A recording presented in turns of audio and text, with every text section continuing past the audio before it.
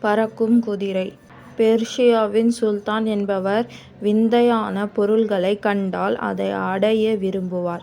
ஒருநாள் ஒரு இளவரசன் மாயக் குதிரை ஒன்றில் ஏறி அரண்மனை உப்பரிகை மேல் பறந்து கொண்டிருந்தான். இந்த அற்புதமான குதிரையின் விலை என்ன? என்று கேட்டார் சுல்தான். அந்த இளவரசன் இளவரசியை கைப்பிடிப்பது என்று கூறினான். சுல்தானும் ஒத்துக்கொண்டார். ஆனால் என்னுடைய மகன் முதலில் இந்த குதிரை மீது அமர்ந்து பறப்பதை நான் பார்க்க விரும்புகிறேன் என்று சுல்தான் கூறினார். சுல்தானின் மகன் குதிரை மீது அமர்ந்ததும் அது பறந்து எல்லாருடைய பார்வையிலிருந்தும் மறைந்து விட்டது. சுல்தானின் மகன் திரும்பி வராததால் சுல்தானும் அமைச்சர்களும் கவலை கொண்டனர். அவர்கள் இளவரசனை குற்றம் சாட்டி சிறையில் அடைத்தனர். சுல்தானின் மகன் காற்றில் பறந்து கொண்டே இருந்தான்.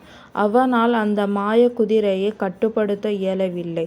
பல நாட்களுக்குப் பிறகு அவன் வந்தான். அரண்மனையில் எல்லாரும் மகிழ்ச்சி அடைந்தனர். அவன் திரும்பி வந்ததால் அந்த இளவரசனை விடுவித்தனர். ஆனால் அந்த இளவரசனை அவர்கள் அவமானப்படுத்தி விட்டதால் அவர்களை பழிவாங்க வேண்டுமென சபதமிட்டான்.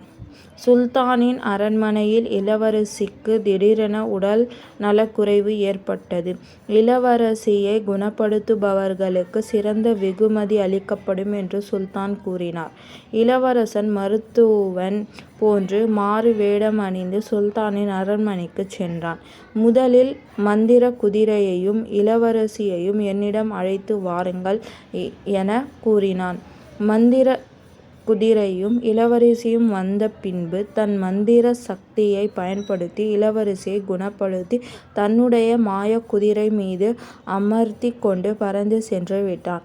யாராலும் எதுவும் செய்ய முடியவில்லை. அவனது சொந்தமான பொருளை அவனே அடைந்து கொண்டான். நீதி: நமது சொந்த பொருளை யாருக்குமே விட்டுக் கொடுக்க தேவையில்லை.